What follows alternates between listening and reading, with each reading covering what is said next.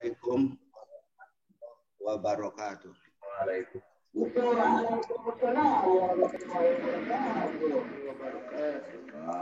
Waalaikumsalam warahmatullahi wabarakatuh. Bismillahirrahmanirrahim. Qalu subhanaka la ilma lana illa ma 'allamtana innaka antal alimul hakim. Rabbi shrah li sadri wa yassir li amri wahlul 'uqdatam min lisani yafqahu qawli. Pendengar di mana saja berada, yang sama kita hormati, kita muliakan Bapak Haji Eru, kemudian Bapak Haji Jayadi, Pak Haji Mat Angin, Bang Haji Nopal, Bang Haji Doli, dan banyak lagi yang lainnya. Baik. Kita baca hadis Nabi tentang peristiwa yang terjadi dari tanggal 1 bulan Zulhijjah sampai tanggal 9. Kemudian kita laksanakan ibadah puasa. Mari kita mulai. Qala Rasulullah sallallahu alaihi wasallam. Wa ruwiya an Ibnu Abbas anin Nabi alaihi salatu wasallam annahu qala. Diriwayatkan dari Ibnu Abbas dari Nabi sallallahu alaihi wasallam bahwasanya dia bersabda. Al-yaumul ladzi ghafarallahu fihi li Adam alaihi salam awwala yaumin min Dzulhijjah.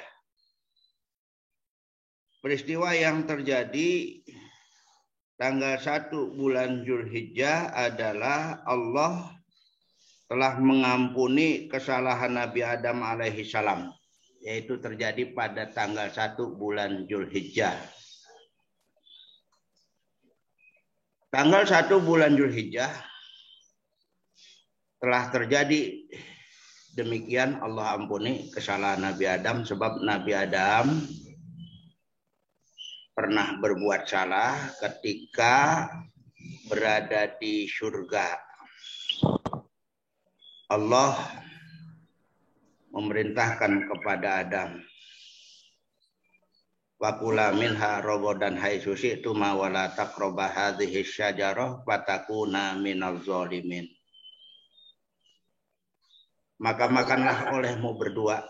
Siti Nabi Adam dan Siti Hawa diperintahkan untuk makan dan minum apa-apa yang ada di dalam surga. Wala taqrabu hadhihi syajarah, dan jangan mendekati pohon ini. Fatakuna minaz zalimin, maka kau nanti akan menjadi orang yang zalim. Kemudian Nabi Adam tinggal di surga bersama Siti Hawa. Kemudian datanglah iblis godain Nabi Adam dan Siti Hawa. Nabi Adam ketika digoda tidak tergoda. Siti Hawa yang tergoda. Maka didekatilah pohon yang dilarang itu. Kemudian dipetiknya dan dimakan oleh Siti Hawa. Kemudian Nabi Adam digoda oleh Siti Hawa. Kena digoda oleh Siti Hawa, kemudian makan buah tersebut. Setelah keduanya makan, keduanya dinyatakan bersalah oleh Allah. Langsung dia punya pakaiannya dan segalanya terlepas.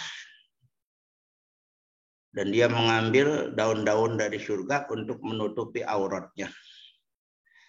Setelah itu Allah berfirman,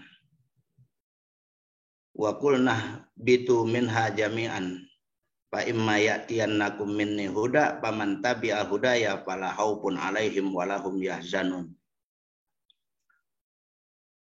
Dan Allah berfirman, dan kami berfirman, turunlah kamu bersama istrimu ke dunia. Nanti di sana akan datang petunjukku. Maka jika datang petunjukku kepada kamu, barang siapa yang mengikuti petunjukku, mereka tidak perlu khawatir, tidak perlu takut. Dijamin asalnya dari surga akan kembali ke surganya Allah. Kemudian turunlah Nabi Adam ke dunia ini bersama Siti Hawa. Nabi Adam turunnya di puncak gunung Sarnadib, Hindia, Siti Hawa di Jeddah. Setelah 400 tahun baru ketemu lagi di Padang Arafah. Keduanya sedang melaksanakan ibadah haji. Ka'bah sudah ada sebelum Nabi Adam ada, 1000 tahun yang lalu, dituapi oleh makhluk lain. Nabi Adam hajinya sampai 40 kali, umurnya 1200 tahun. Ma'asyiral muslimin rahimakumullah. Kemudian datang doa dari Allah, diperintahkan oleh Allah untuk dibacanya oleh Nabi Adam. Doa yang datang dari Allah itu kepada Nabi Adam, Rabbana zolamna anfusana wa illam taghfir lana wa tarhamna lanakunanna minal khasirin. Dibaca bolak-balik bacanya. Rabbana ya Rabbana, Rabbana zolamna anfusana wa illam taghfir lana wa tarhamna lanakunanna minal khasirin. Dibaca bolak-balik. Kemudian tanggal 1 bulan Zulhijjah Allah ampuni kesalahannya Nabi Adam dan Siti Hawa alaihi wassalam. Karena itu Rasulullah Shallallahu Alaihi Wasallam menjelaskan, man shoma dzalikal yaum ghafarallahu lahu kulla dzambin. Barang siapa yang puasa pada tanggal 1 bulan Zulhijjah, semua kesalahannya akan Allah hapuskan. Mudah-mudahan kita semua akan dapat melaksanakan ibadah puasa tersebut. Amin ya rabbal alamin.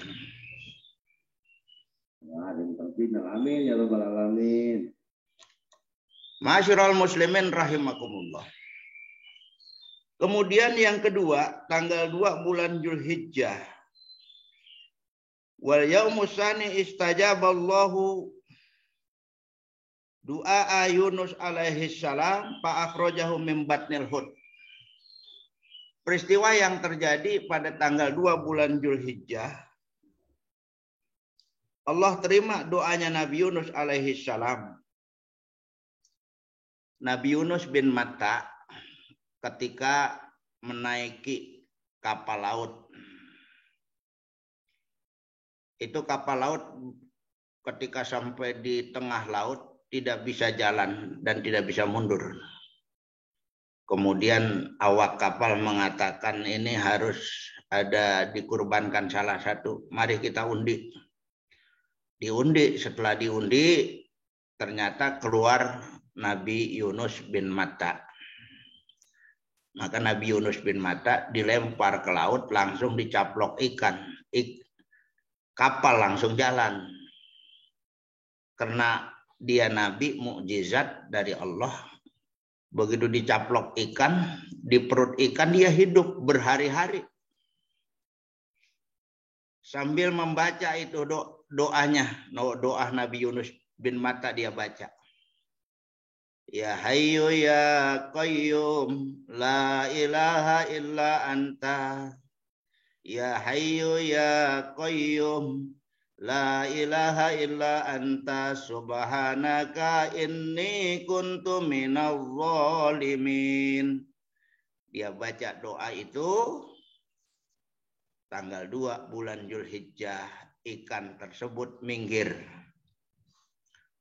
Langsung membuang kotorannya, keluarlah Nabi Yunus bin Matta dari perut ikan. Padahal di perut ikan dia berhari-hari. Menurut riwayat 1 tahun di perut ikan. Kok nggak meninggal ya?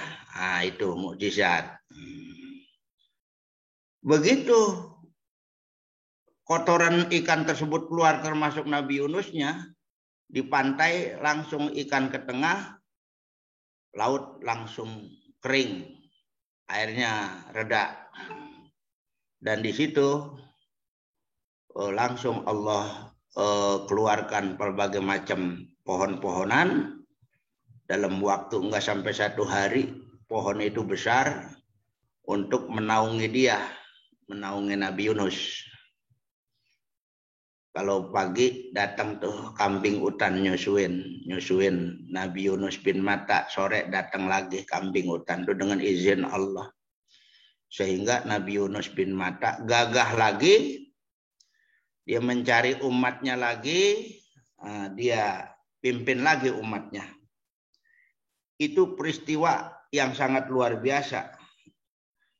Nah kemudian man shoma dzalikal yaum, barang siapa yang puasa pada hari itu tanggal 2 bulan Dzulhijjah, kaman abadallaha ta'ala sanatan, seperti orang yang ibadah kepada Allah selama 1 tahun, lam yasillaha fi ibadati tarfata ainin, dinyatakan tidak berbuat maksiat kepada Allah sekejap mata pun. Mudah-mudahan kita akan dapat melaksanakan ibadah puasa tanggal 2 bulan Dzulhijjah. Amin. Masuki yang ketiga ya. Wal yaumus salisu alladzi istajaballahu fihi Zakaria alaihi salam. Pada hari yang ketiga Allah terima doanya Nabi Zakaria alaihi salam. Nabi Zakaria umurnya 120 tahun.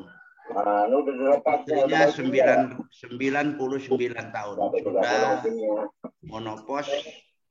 Nabi Zakaria sudah bongkok, sudah tua, dari muda tidak pernah punya anak.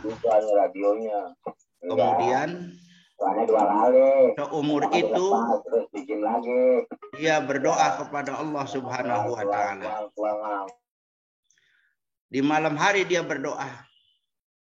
Padahal doa itu, doanya Nabi Zakaria diilhamkan oleh Allah supaya berdoa kepada Allah meminta anak putra.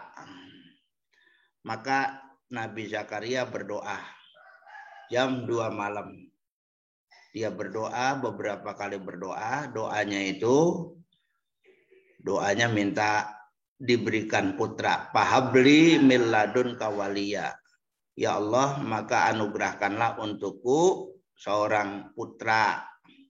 Yarisuni wa yarisu min ali Yakub, yang sebagai pengganti aku dan pengganti keluarga Yakub untuk meneruskan pimpinan agama tersebut. Maka Allah terima doanya Nabi Zakaria. Tanda-tanda bahwa dia akan punya anak, tanda-tandanya adalah yaitu ngidam. Ngidamnya 3 hari 3 malam tidak berbicara. Nabi Zakaria ngidamnya 3 hari 3 malam tidak berbicara bersama Siti Maryam istrinya. Kemudian ngandunglah dan lahirlah Nabi Yahya. Nabi Yahya ini belum pernah Allah menamakan salah seorang Nabi Yahya kecuali anaknya Nabi Zakaria. Nabi Yahya ini umur 2 tahun hafal kitab Taurat. Coba bayangkan. Kitab Taurat itu ada 175 surat. Kalau kitab Injil 170 surat. Zabur 169 surat. Al-Quran 114 surah. Al-Quran berbahasa Arab. Ketiga kitab tersebut, Taurat, Zabur, Injil, adalah berbahasa Ajam. Nabi Yahya baru saja usia 2 tahun sudah hafal kitab Taurat. Ini sungguh luar biasa. Ketika berusia 3 tahun langsung dilantik sebagai nabi. Ini Nabi Yahya. dan dia tidak pernah berbuat maksiat kepada Allah, juga dia adalah tidak pernah berbuat salah kepada Allah. Itu Nabi Yahya. Man shoma dzalikal yaum, barang siapa yang puasa pada hari itu, istajaballahu du'aahu, pasti Allah akan terima semua doa-doanya. Mudah-mudahan kita akan dapat melaksanakan ibadah puasa haji tanggal 3. Karena pahalanya begitu besar. Amin. Baik. Yang selanjutnya pada hari yang keempat, peristiwa apa yang terjadi di hari yang keempat? Wal yaumur rabi'u al yaumul ladzi wulida fihi Isa alaihi salam. Di hari yang keempat, bulan Dzulhijjah, itu dilahirkannya Nabi Isa alaihi salam. Nabi Isa alaihi salam lahir dan dikandungnya berbeda dengan orang-orang yang lain. Karena itu Allah jelaskan di dalam Al-Quran. Wazkur fil kitabi Maryam idzin tabadzat min ahliha makanan syarqiyya. Ya Muhammad, terangkanlah kepada umatmu tentang kisah Siti Maryam ketika menjauh ke sebelah timur Baitul Maqdis.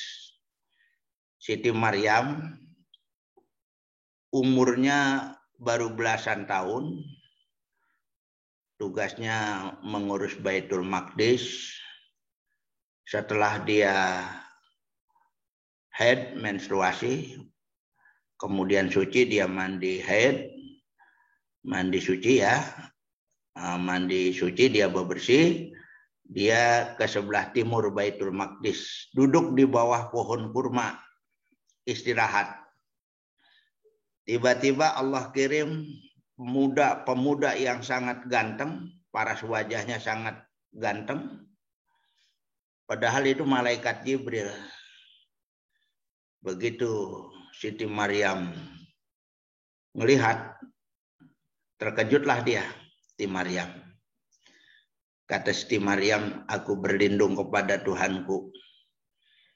Kemudian malaikat Jibril mengatakan, ana rusulu rabbik li ahabalaki gulaman zakiyya. Saya ini utusan Tuhanmu untuk menganugerahkan anak padamu. Siti Maryam jawab, bagaimana saya bisa punya anak? Saya belum pernah disentuh oleh manusia. Gampang itu. Terus dipegang baju keraknya, langsung ngandung. Begitu ngandung terasa mau melahirkan. Dia nyender di bawah pohon korma. Lahirlah Nabi Isa alaihi salam. Nabi Isa alaihi salam prosesnya ngandung dan melahirkan makan waktu hanya 1 jam. Setelah itu Siti Maryam bingung. Setelah bingung-bingung, ada suara dari bawahnya terdengar. Wa huzzi ilaiki bijiz'in nakhlatu sakit alaiki rutoban janiyah. Gedorlah pohon korma itu, pasti akan menjatuhkan buah yang masak.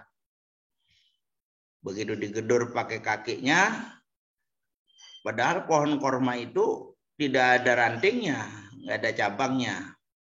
Langsung menjatuhkan kurma yang masak. Kemudian dari bawah tanah itu air keluar, mata air. Ya, muncrat tuh, keluar. Langsung diperintahkan pakuli wasrobi, silakan makan dan minum. Dimakan dan minum. Setelah itu dipesan, kalau ada yang melihat kamu, ya menanyakan tentang anak ini, jangan dijawab pakai mulut, bilang aja lagi puasa bicara. Pakai isyarat saja. Setelah itu anaknya digendongnya. Nabi Isa digendong, dibawa pulang menemui keluarganya. Ya, menemui keluarganya.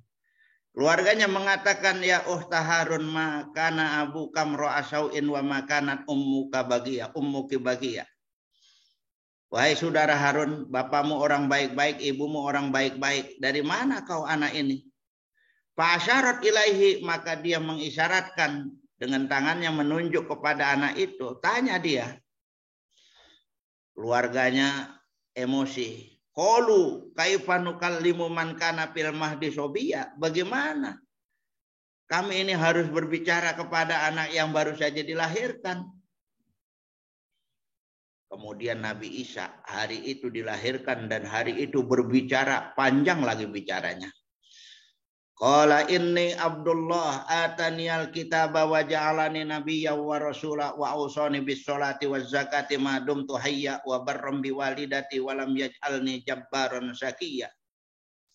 Yauma wulidtu wa yauma amutu wa yauma ub'asu hayya. Dzalika Isa ibnu Maryam alladzi fihi yamtarun. Itu pembicaraan Nabi Isa begitu panjang. Qala inni Abdullah, ini dia mengatakan sesungguhnya aku ini adalah hamba Allah. Atanial kitab, aku didatangkan kitab. Wa ja'alani nabiyya wa rasula, aku dijadikan sebagai nabi dan rasul.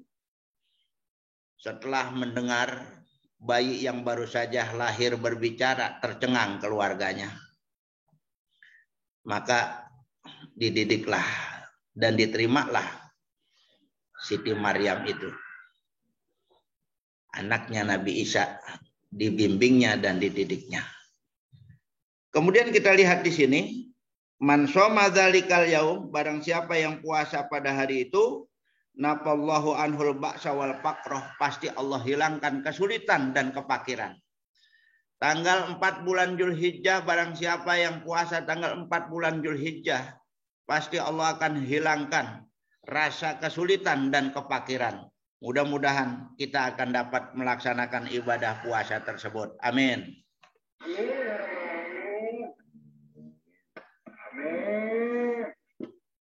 Baik, selanjutnya tanggal 5 bulan Zulhijjah. Wal yaumul khamisu al yaumul ladzi wulida fihi Musa alaihi salam. Tanggal 5 bulan Zulhijjah adalah di mana dilahirkannya Nabi Musa alaihi salam. Nabi Musa alaihi salam dilahirkan tanggal 5 bulan Zulhijjah. Prosesnya ibunda Nabi Musa bernama Yuhana tinggal di Mesir. Pada waktu itu sedang berkuasa Raja Fir'aun di kerajaan Fir'aun. Nama rajanya Walid bin Mus'ab bin Royan. Walid bin Mus'ab bin Royan jadi raja di Mesir, Raja Fir'aun. Dia tidak pernah sakit. Sakitnya cuma satu, impoten, seumur-umur. Kemudian datang 72 tukang sihir. 72 tukang sihir melaporkan kepada Fir'aun. Baginda, bahaya nih. Akan lahir bayi laki-laki yang akan menghancurkan kerajaan Baginda. Langsung Fir'aun itu mengadakan rapat luar biasa. Keputusan rapat itu, barang siapa yang lahir di wilayah kekuasaan Fir'aun, laki-laki lahirnya harus dibunuh. Menyebar seluruh menteri, laskar. Jadi langsung begitu ada yang lahir laki-laki, nggak pakai banyak bicara, langsung dipenggal lehernya, langsung dipenggal. Dengan waktu yang singkat sampai 15.000 bayi laki-laki yang dipenggal. Kalau yang perempuan lahir dibiarin, kalau laki-laki langsung dipenggal. 2 ibu bapaknya marah buat tambahan. Coba suasananya luar biasa pada waktu itu. Kemudian Ibu Yuhana tinggalnya jauh dari keramaian. Lahirlah di sana Nabi Musa. Ibunya namanya Yuhana Musa bin Imran. Ibunya Yuhana. Begitu lahir, ibunya bingung. Mati juga nih anak. Allah ilhamkan kepada ibunya, buatkanlah peti. kemudian setelah dibuatkan peti, bikin perahu. Lempar di Sungai Nil. Betul, dibuatkan peti, dibuat perahu, dilempar di Sungai Nil. Diikuti oleh saudaranya. Ya, diintip dari kejauhan. Begitu itu nganyut ya. Bahasa Betawinya nganyut tuh. Peti tersebut bersama perahu tersebut masuk ke pemandian Fir'aun. Dilihat, oh masuk ke sana. Udah dibiar. Begitu masuk ke pemandian Fir'aun, permaisurinya, jadi lagi sedang pada mandi tuh. Fir'aun sedang duduk ada di atasnya ninjau. Begitu dilihat masuk peti ke situ, dilihat ternyata bayi laki-laki. Itu Allah beri anugerah kepada bayi Nabi Musa. Setiap orang yang memandangnya itu langsung ibah, langsung senang. Begitu ngeliat langsung senang, begitu ngeliat langsung senang. Begitu diambil oleh permaisurinya, Fir'aun nanya, bayi siapa itu? Bayi siapa? Begitu mendekat, menurut riwayat, kencing tuh. Wajahnya dikencingin, itu Fir'aun. Jengkellah dia. Aku bunuh nih, ini musuh aku. Aku bunuh, ini musuh aku, kata Fir'aun. Kemudian istrinya mengelusnya, dipanggil papa dan lain sebagainya. Maka anak itu dididik oleh Fir'aun, padahal musuhnya. Dan Fir'aun memang tidak punya anak keturunan karena dia impoten. Dididiklah dan dibesarkan Nabi Musa pada lingkungan kerajaan. Diangkat sebagai anak angkat. Suasana sudah reda. Nah, kemudian beberapa puluh tahun kemudian, begitu Nabi Musa menginjak dewasa, tinggal bersama Fir'aun. Suatu ketika dia membunuh salah seorang suku Kipti. Fir'aun dari suku Kipti, kalau Nabi Musa dari kalangan Bani Israel. Ada salah seorang suku Kipti dibunuh oleh Nabi Musa. Setelah dibunuh, malamnya dimusyawarahkan. Besok Musa akan diapakan ya? Dimusyawarahin. Ada yang bocorin, hai Musa, besok kamu akan dihukum karena kemarin kamu membunuh salah seorang suku Kipti. Langsung Nabi Musa berangkat, pergi dari situ. Malam itu juga pergi, berkelana, menempuh jarak puluhan kilometer, sampailah ke Madian. Madian itu daerah kekuasaan Nabi Syuaib. Begitu sampai di Madian, ada dua putri cantik-cantik. Yang satu namanya Sopuroh, yang satu Layyinah. Adiknya namanya Layyinah, empoknya namanya Sopuroh, anaknya Nabi Syuaib.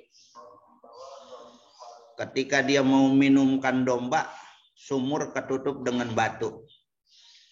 Maka Nabi Musa mengambil batu tersebut dengan tenaganya yang kuat, terbongkarlah muka sumur tersebut, maka diambilkan air, diminumkan kambing-kambing. Setelah diminumkan kambing-kambing, karena dia punya jasa, diajak mampir. Mampirlah ke rumah Nabi Syuaib.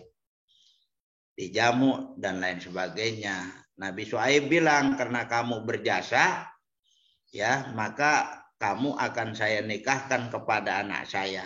Silakan pilih. Kemudian dipilih adiknya yang bernama Layyinah. Kenapa adiknya? Dilihatnya agak cantik, lebih cantik dari yang satu. Tuh, setelah itu nikahlah. Nabi Musa nikah dengan anaknya Nabi Syuaib yang bernama Layyinah, mas kawinnya ngangon kambing. Berapa tahun? 8 tahun. Ada yang mengatakan 9 tahun. Menurut keterangan Al-Quran 8 tahun lebih. Mas kawinnya ngangon kambing. Diberilah tongkat itu Nabi Musa oleh Fir'aun. oleh Nabi Syuaib. Nabi Musa diberi tongkat oleh Nabi Syuaib. Tongkat itu adalah tongkatnya Nabi Adam itu turun-temurun yang dibawa dari surga. Nama tongkat itu AC. Dikata kayu bukan, dikata besi juga bukan. Dipeganglah oleh Nabi Musa, digunakan untuk mengembala domba-domba. Setelah 9 tahun, Nabi Musa balik lagi ke Mesir. Setelah 9 tahun, sudah balik lagi ke Mesir, istrinya diajak, yang bernama Layyina, sampailah ke Mesir, dan nanti dia menghadapi Fir'aun. Dengan tongkatnya itu, dengan izin Allah nanti dia akan menang. Nah, kita lihat di sini. Man shoma dzalikal yaum, barang siapa yang puasa pada hari itu. Pada hari yang kelima bulan Dzulhijjah. Bari aminan nifaq, pasti Allah bebaskan dia daripada kemunafikan. Au min azabil qabri, Allah bebaskan dia daripada azab kubur. Mudah-mudahan kita bisa melaksanakan ibadah puasa tanggal 5 bulan Dzulhijjah. Amin. Amin ya rabbal alamin. Baik. Selanjutnya di hari yang ke-6. Wal yaumus sadisu al yaumul ladzi fatahallahu ta'ala li nabiyhi fihil khaira. Di hari yang ke-6 itu terjadi, Allah berikan kemenangan kepada nabinya, terutama nabi kita Nabi Muhammad Shallallahu Alaihi Wasallam, berbagai macam fasilitas dan kebaikan. Itu di hari yang ke-6, hari diberi kejayaan oleh Allah kepada nabi kita. Nah, kita lihat di situ,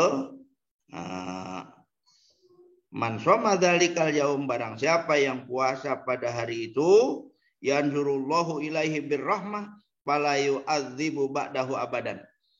Allah akan berikan kepadanya cucuran rahmat, dan Allah tidak akan mengazab dia, tidak akan memberikan azab untuk selamanya. Karena itu mudah-mudahan kita bisa melaksanakan ibadah puasa di hari yang ke-6. Apalagi sekarang lagi zamannya, zaman wabah sedang banyak ya.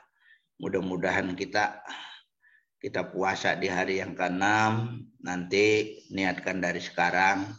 Insya Allah wabah itu tidak akan terkena kepada kita semuanya. Insya Allah, amin.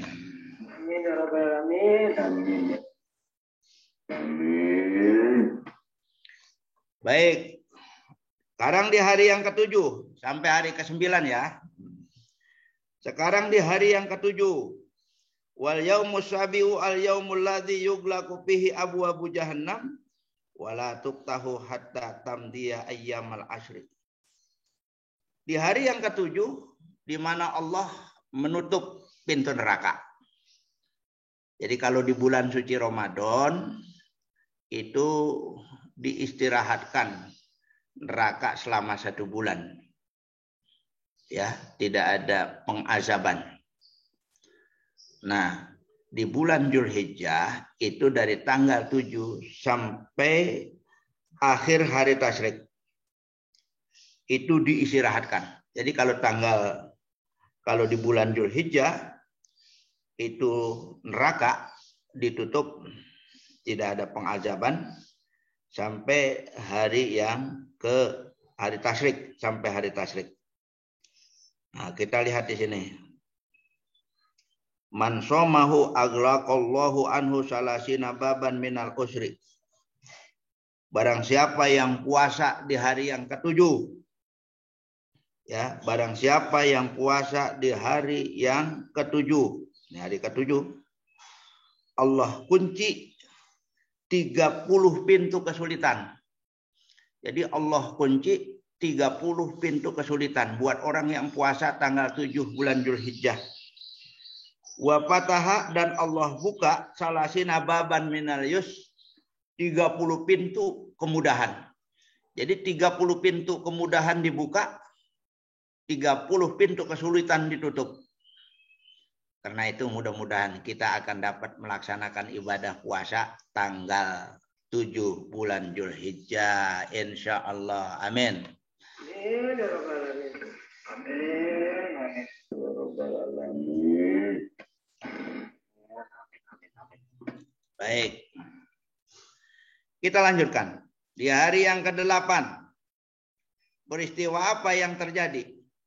Wal yaumus saminu al yaumul ladzi yusamma yaumut tarwiyah.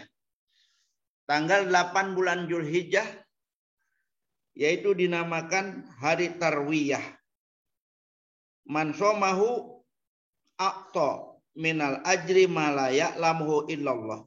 Barang siapa yang puasa pada tanggal 8 bulan Zulhijjah, ya, Allah akan berikan pahala yang begitu besar, yang begitu banyak. Tidak ada yang tahu jumlah pahala yang Allah berikan buat orang yang puasa tanggal 8 bulan Zulhijjah kecuali Allah yang tahu. Tanggal 8 bulan Zulhijjah dinamakan tarwiyah.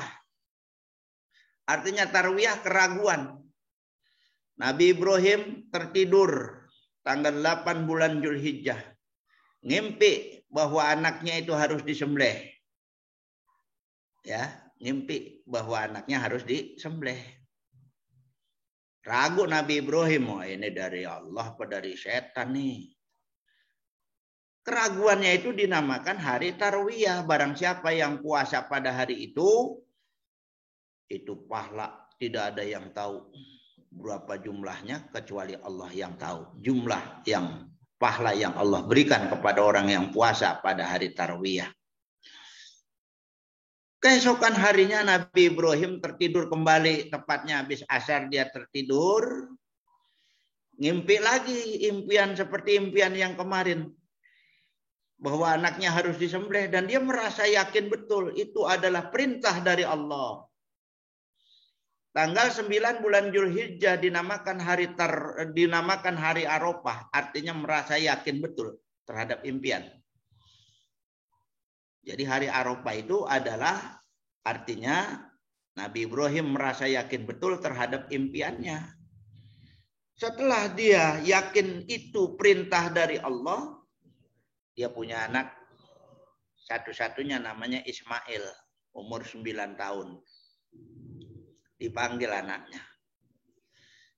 Ya bunayya inni ara fil manami anni azbahuka fanzur maza tara. Wahai ananda ayahanda, ini diperintahkan oleh Allah untuk menyembelihmu. Bagaimana sekarang menurut pendapatmu? Anaknya yang soleh menjawab, ya abatib al-matu marusatajiduni insyaallahu minas sabirin. Wahai ayahanda, silakan. Kalau memang itu perintah Allah, pasti kau dapatkan ananda termasuk orang yang sabar. Silakan laksanakan. Kemudian anaknya dibawa ke Mina, membawa sautas tali dan pisau. Sampai di Mina, Nabi Ibrahim mengatakan kepada anaknya, hai Ismail, tunggu di sini. Ayah mau cari tempat yang strategis buat penyembelihan. Geserlah ayahnya. Muncullah iblis. Mengatakan iblis, hai Ismail, kau punya ayah orang yang gak benar. Kenapa anak satu-satunya harus disembelih? Diambilkan beberapa butir batu, dilemparnya. Menghilang, dilempar lagi. Menghilang, dilempar lagi. Dari situlah sejarah mulai adanya ngelontar. Nabi Adam dulu melaksanakan ibadah haji. Dia tidak ngelontar. Ngelontar itu sejarahnya setelah Nabi Ismail ke sini. Sampai sekarang kita. Kemudian Nabi Ibrahim balik lagi menjumpai Nabi Ismail. Tempat sudah diketemukan di Jabal Kurban. Maka diikat tangannya, kakinya. Pisau yang begitu tajam sudah diruncingin, dihunuskan ke batang lehernya. Tidak mampu melaksanakan tugas dengan baik itu pisau. Diambilkan batu, dipukul dengan batu pisau itu. Batu terbelah dua, leher tetap utuh. Dengan izin Allah pisau itu berbicara. Ya Nabi Allah Ibrahim, aku ini pisau, tidak diberi izin oleh Tuhanmu untuk menebas batang leher anakmu. Memang kalau diizin jangan pula kau pukul dengan batu. Kau tekan saja selesai tugasku. Kata pisau. Ketika Nabi Ibrahim sedang berdialog dengan pisau tersebut, datanglah malaikat Jibril membawa seekor kambing kibas, hasil kurbannya Habil tempo hari. Sambil mengucapkan kalimat, Allahu Akbar, Allahu Akbar, Allahu Akbar. Nabi Ibrahim menjawab yang sedang memegang pisau, La ilaha illallah, Wallahu Akbar. Nabi Ismail yang sedang terkapar menjawab, Allahu Akbar walillahil hamd. Dari situlah awal mulai sejarah adanya takbir yang sering kita baca tiap malam Idul Fitri dan Idul Adha. Makanya nanti di malam Idul Adha, malamnya kita takbir sampai pagi. Bahkan sampai akhir hari tasyrik kalau takbir di hari raya Idul Adha. Kalau Idul Fitri hanya semalaman saja. Ma'asyiral muslimin rahimakumullah. Kemudian yang disembelih sebagai gantinya adalah domba tersebut.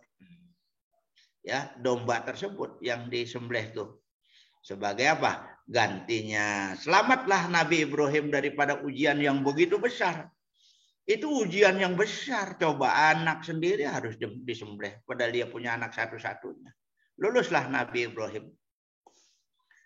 Kemudian barang siapa yang puasa tanggal 9 bulan Dzulhijjah, ya, barang siapa yang puasa tanggal 9 bulan Dzulhijjah, karena kafarata lisanatin madiyatin wasanatin mustaqbilah, pasti dia punya kesalahan setahun yang lalu dihapus, tahun ke depan dihapus.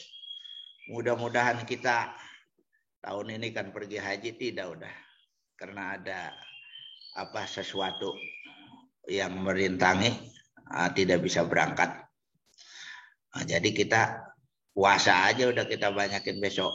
Dari tanggal 1 sampai 9 atau tanggal 8 sampai tanggal 9. Ya, mudah-mudahan Allah berikan kepada kita kekuatan, kesehatan. Juga jangan lupa niatkan dari sekarang kita ngurban nanti tanggal 10 bulan Dzulhijjah. Nanti insya Allah masalah kurban akan dijelaskan kembali pada minggu berikutnya.